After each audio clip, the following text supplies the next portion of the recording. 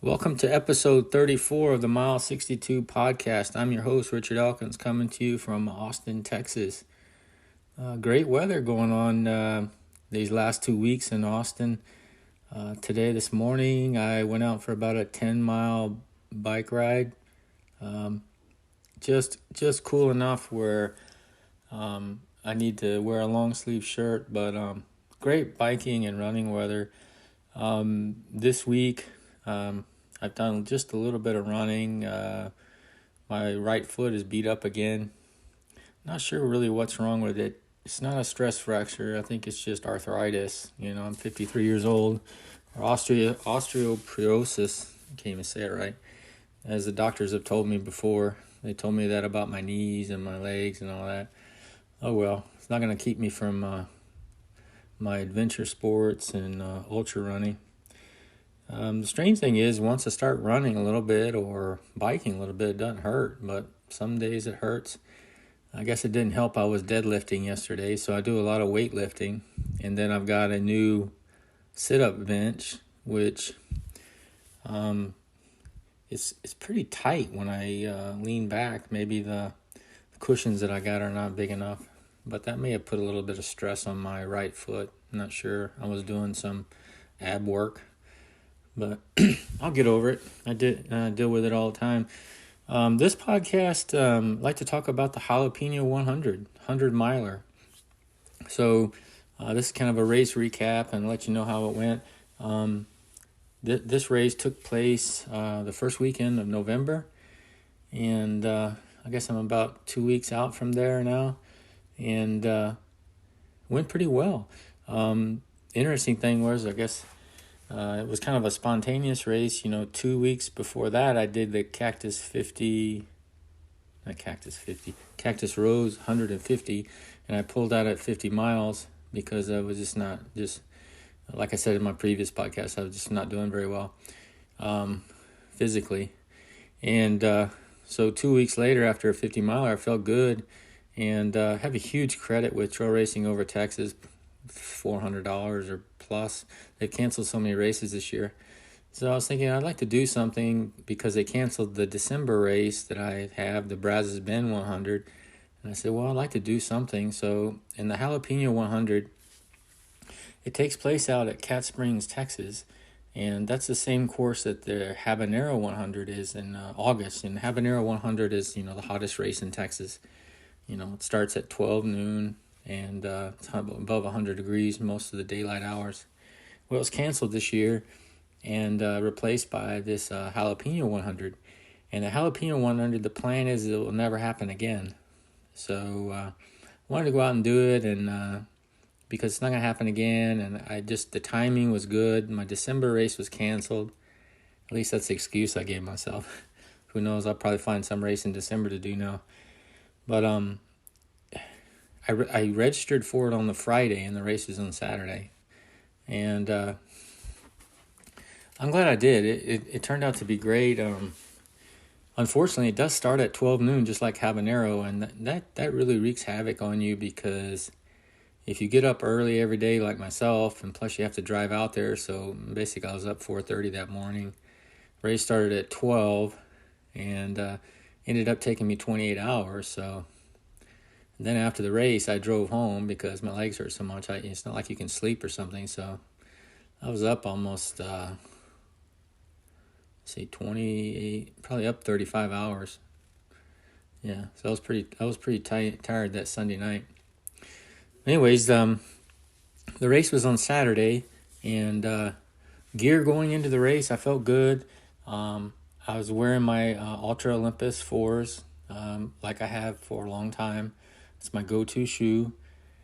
I also brought some Temps, Ultra Temps, and 2 different versions of Temps as backups. I didn't ever use them. I almost never change shoes or socks during a race. I don't want to. Your gaiters and your socks are so dirty. You take them off. It takes a long time, and I just don't see any benefit in it unless I got them wet or something. I used my my Injinji toe socks. I've gotten some Exoskin toe socks, but I think they're a little bit thin. I'm still trying to get used to them. But I prefer my, Injinji makes 3 different types of toe socks. They make the regular road version, they make the trail version, and the ultra version. The ultra versions are hard to get. You have to order them direct. They used to sell them in REI, but they don't anymore. But I've got a lot of the trail versions, which are kind of the medium thickness. I really like those a lot. So I wore those. I wore my Exoskin shorts, which I've been very happy with. I've got several different, they're compression shorts, and then I've got some of the 3/4 length ones as well. I'm not sponsored by Injinji or Exoskin, but I really like their products. And I brought their Exoskin shirt that goes past the elbow. The plan was to wear that during the evening hours, which I did, and I wore one of my tank tops.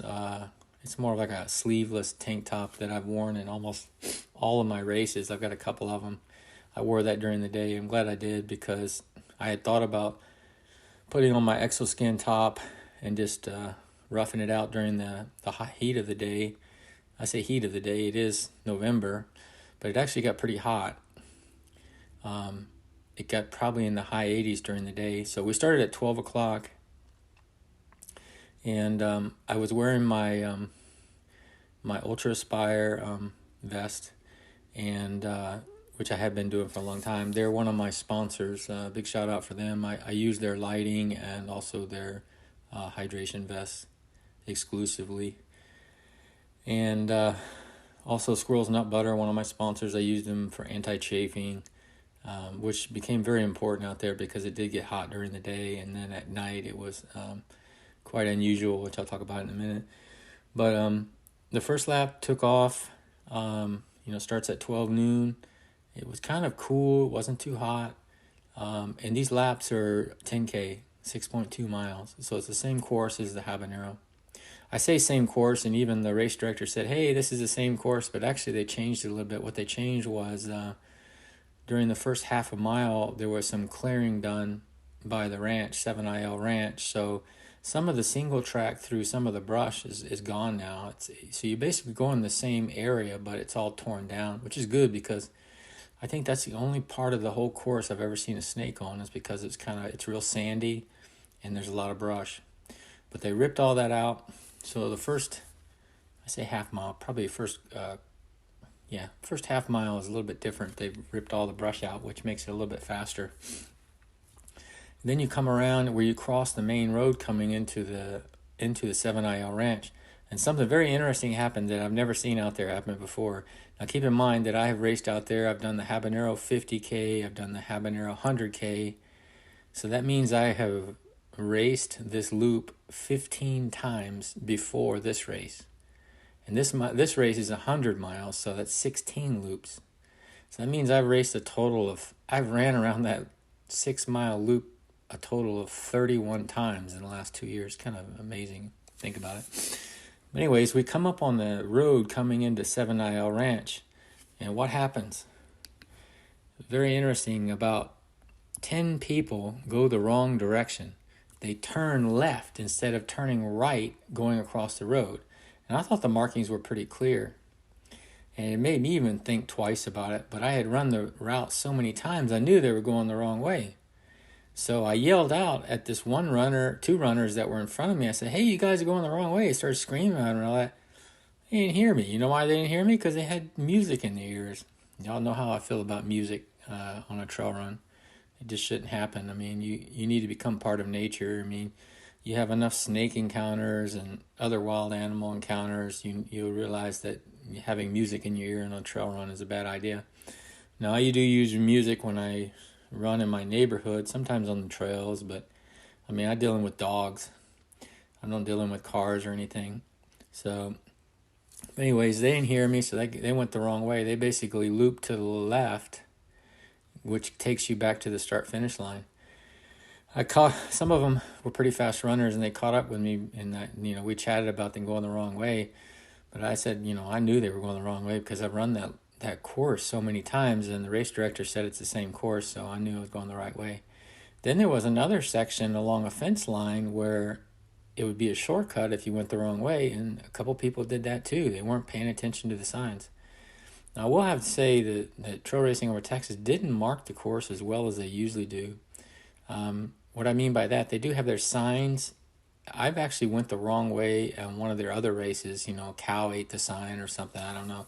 But Trail Racing Over Texas, they like to use a lot of like yard sign sticks and arrows and stuff like that, which I think are good. But I think you also need to hang the confidence markers from the trees. Tejas Trails does a good job of that. And what confidence marker is, it's basically a ribbon that, it's reflective at night, so your lights will make them shine at night. But I think it's important to use both of them. But there were two places on the course where people were going the wrong way, and I think after the first loop they got it right. Another thing that was different than Habanero, they usually have 3 aid stations, and I think and one of them is kind of just an ice station. That's mainly because it's in August, and it's very, very hot that time of year. Because of the corona and the cooler weather, they only had 2 aid stations, and I think that was more than enough, because actually I was wearing a hydration pack, and in hindsight, maybe I should have gone with 2 bottles, because my back started hurting me really late in the race. And when I first started trail racing, I always used 2 bottles, kind of the Jim Walmsley way. And one of my friends does that all the time too, and I'm gonna try that again. There are people out there like Carl Meltzer is always saying the biggest thing that a lot of ultra runners do wrong is they carry too much shit.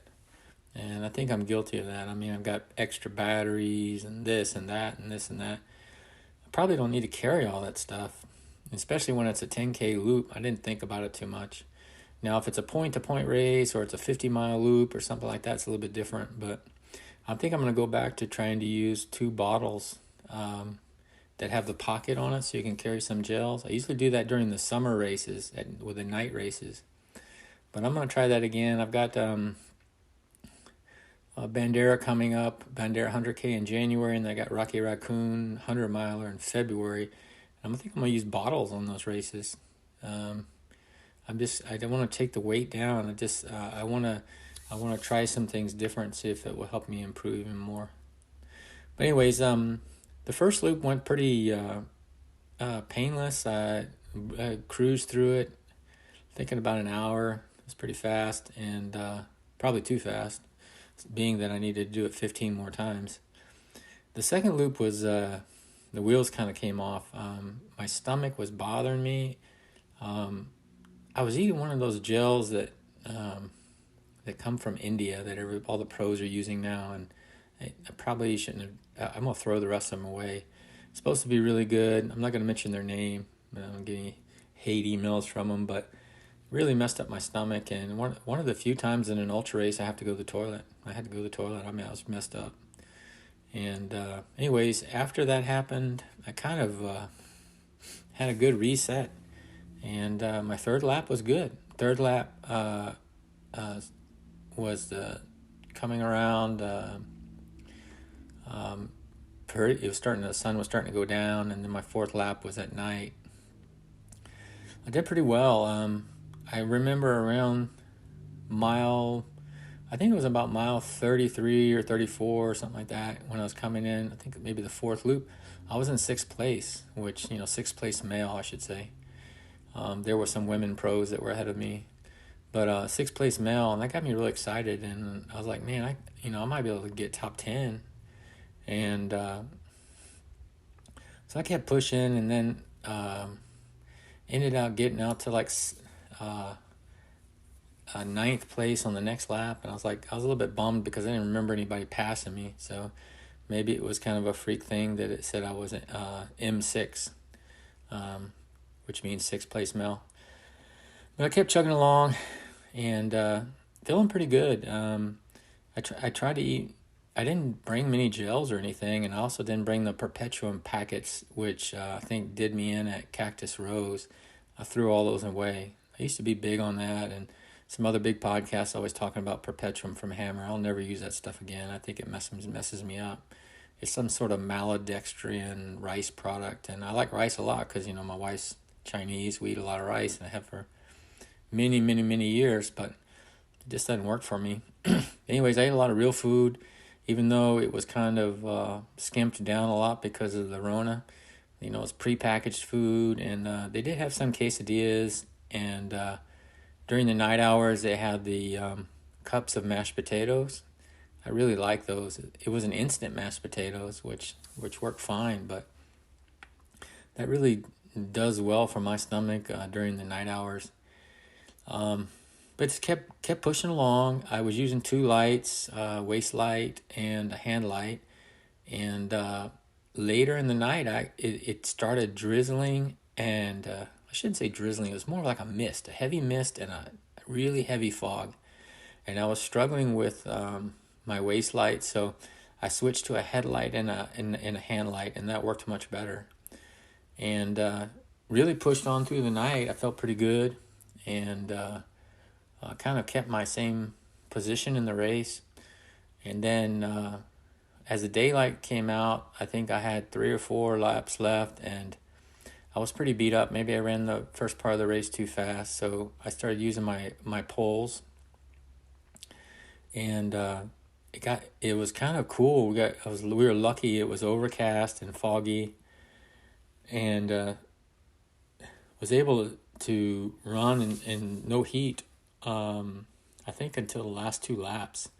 The last 2 laps got very hot. It was about 3 in the afternoon, and they were pretty rough. My last lap, I had to basically not even hike. I was walking, and one guy passed me, which was probably a mile from the finish, and that kind of bummed me out. I was just happy to finish. I did PR. My 100-mile time, I improved by about 1 hour. My previous one was at Javelina, and it was about 1 hour slower. And if I didn't have to really walk that last lap, I probably could have PR'd by 2.5 hours.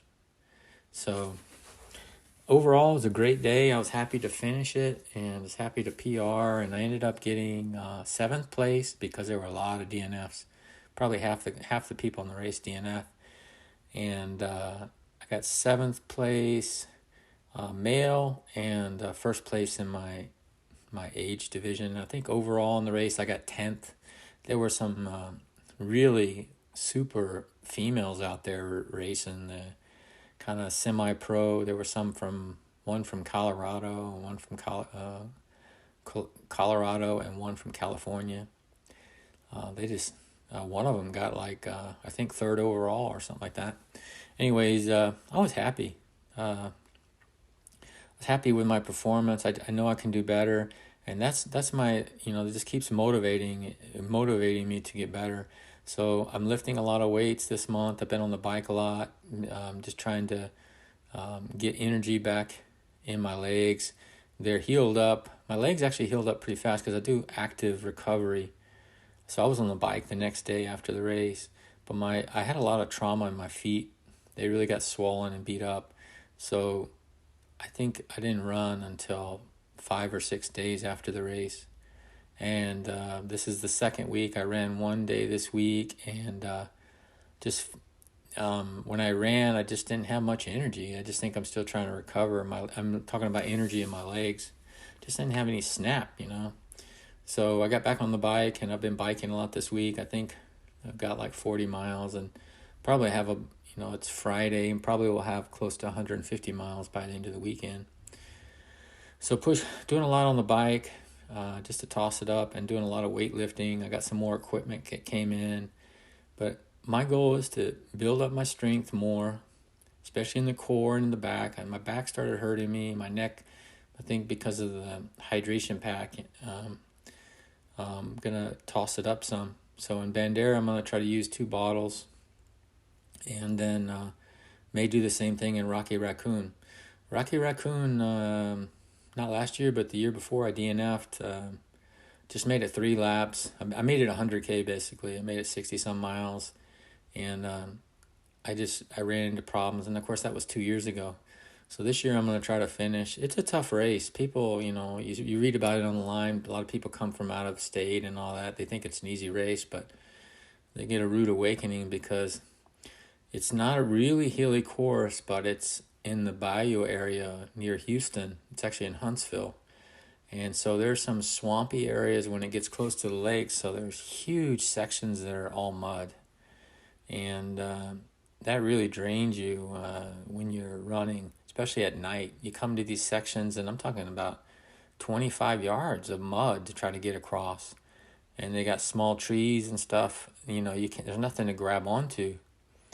So running across mud is an art. I've never learned it. I have to see these pros run across those sections full speed. I don't know how they do it without breaking their ass.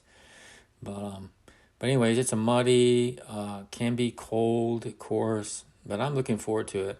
I'm gonna go into Bandera this year. It'll be my 4th time racing Bandera, 3rd time on the regular course. I ran it in J&J, and then Rocky Raccoon. This will be my 2nd attempt on that one.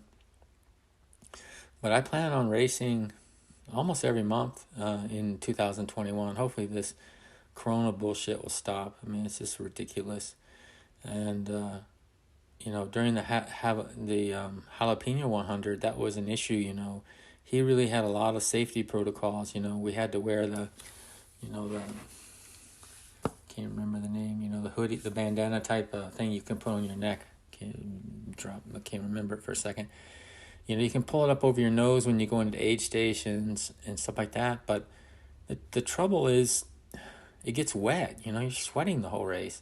So you're pulling up this sweaty thing over your face. And to be honest, I'm really good about wearing a mask. I mean, I wear a mask when I take my children to school, even though most of the parents are not. And then, if I'm in a store or anywhere outside, I wear a mask. But when you're in a race, you get beat up and you get tired. There were a couple times where I'm in the aid station and I was getting something. People are looking at me weird, and I realize I don't even have my mask on. You just get tired and your brain's tired. So I think there's some danger for everyone. And, I think that's one of the reasons a lot of races are getting canceled. And to be honest, in the beginning of the race, the 100K and the 100-miler all started together. And I think for about the first couple miles, there were quite a few people close together. It's not like you can move out to the right or the left. There's a lot of it single track. So there are some danger. Of course, once the race gets going, people get spread out. It's okay. But when you get in the aid station, and if you're forgetting to cover yourself or they forget to cover themselves, there's some danger there. That's why I like the way Tejas Trails has been doing their events. They spread it out over 3 days. The challenging part is, I started on a Friday for Cactus Rose. Sometimes it's hard to get off work, to do something like that. But it's nice because they spread it out over 3 days, and not only the cutoff time is a lot longer.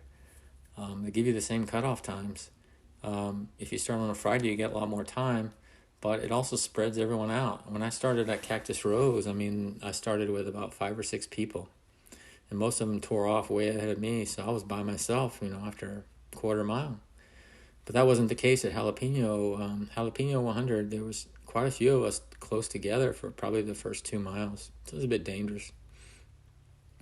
Now, they did have a lot of safety things in place. Even when I picked up my number, my bib, and my everything, everyone's wearing a mask, and they checked my temperature and wrote it down and do all this. But when the race started, I think that's where the danger was.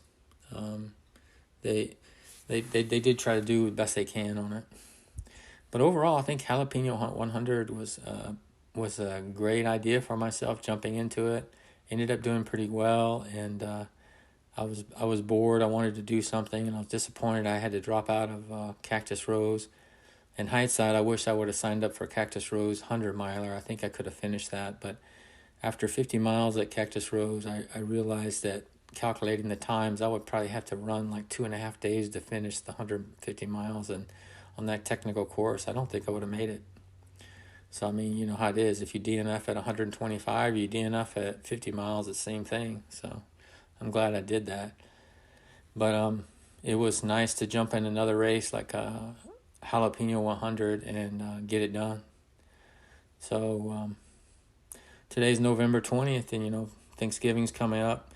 There's not much going on. I'm thinking about maybe tomorrow going out and doing the Goodwater Loop, which is a 26-mile loop around Lake Georgetown, which is close to where I live. And, just running some of these long trail runs on my own, you got to be safe, even in my area, which is it's not hit too hard by Corona, but still, it's 2.5% or something like that. I was looking at the data the other day, so you got to be careful. You can't really go to the store right now. So doing a lot of running by myself in my neighborhood, and may do some long trail runs out at the lake, and it's nice. I would rather race, but it's just not really practical right now. So let's see, in December I might do 150K that's close to my house. I haven't decided yet or not. I did it last year. I mean, it's literally 3 miles up the road. I might do it. Let's see. But for sure, doing Bandera 100K, which is, I think, like January 9th in Bandera, Texas. Kind of a classic race here in South Texas. It'll be my 4th time. And then, which my goal is to get under 16 hours, which will be a qualifier for Western States. I've never done that, never run that course under 16 hours. So I'm going to target that. And then Rocky Raccoon at the beginning of February. And then after that, I don't have the races planned yet. Mainly because a lot of them are not posted. I guess the race directors don't know if they're going to be able to do them or not. I do know during the summertime, I'm going to do the Captain Carl series, which is put on by Tejas Trails. They have 3 or 4 races, and you can pick either 30K or 60K, and it's completely raced at night. Those are really a lot of fun. And they're only at night because during the summer in Texas, it's 100 degrees. So at night it's a little bit cooler. And then, so 2021 is still up in the air. I just know a few races that I'm doing in January, February, but after that, I mean, you can go on Ultra Sign Up and there ain't shit. You can, even all over the U.S., most of the race directors aren't posting the races because they're just not sure if they're going to be able to do them or not. In Houston, a big marathon was canceled 2 days ago, and in San Antonio, the Rock and Roll Marathon was canceled a few days ago. So any race that's happening near a big city is getting canceled. Nice thing about some of these trail races in Texas, especially the ones done by Tejas Trails, they're in rural areas.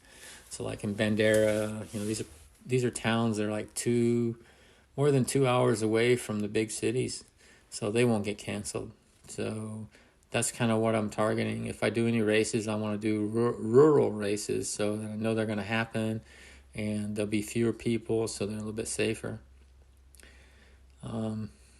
What else? Let's see. I did get my new road shoes in from Ultra. I got some Torin 4.5 plushes, and I got some Paradigm 5s. Paradigm 5 is the new one that's it's a stability shoe, and like I said before, I'm a neutral runner, but they said it's good for a neutral runner too. I'm interested in it because it's got the same cushion or stack height as Olympus on the trail. So I actually got these shoes in about a week ago, but I haven't run in them yet. They're still in the box, but I plan to test these Torins and Paradigm 5s. These are road shoes, and then I'll do a podcast on them and let you know how they go.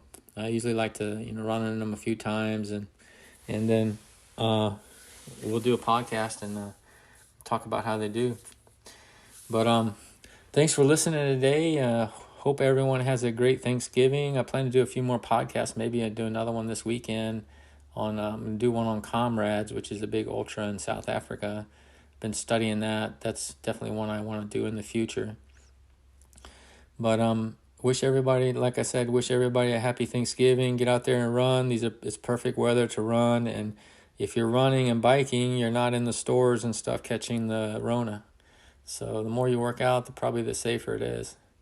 But if you have any questions for me or feedback about the podcast, feel free to send me an email at runnerrwe@gmail.com.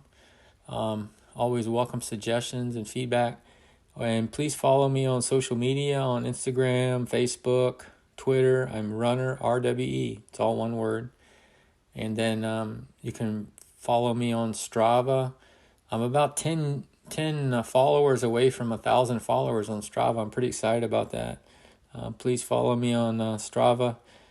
I use Strava to log all of my runs and swims and bikes, but I also use it. I post a lot of pictures and memes, try to be, cartoons, try to get people to laugh, and also post information about my podcast and different things. So I use Strava a little bit more in different ways than most people do. I think it's a great tool. And the nice thing is if you're in a lot of running groups and biking groups like me on Strava, then you get a really big audience worldwide. I mean, I've got people listening to my podcast. I think I've got like 5% of my listeners are in Denmark. I think I know one person in Denmark. And then, I've got listeners in Australia. These podcast tools like Anchor, which I use, are great. They give you great statistics on where the listeners are. But I have listeners all over the world. I even have one listener in Egypt, of all places. So I'm excited to have listeners everywhere. Anyways, have fun on your runs or your biking or whatever adventure you're working on. And stay tuned to the next podcast. Take care. Bye-bye.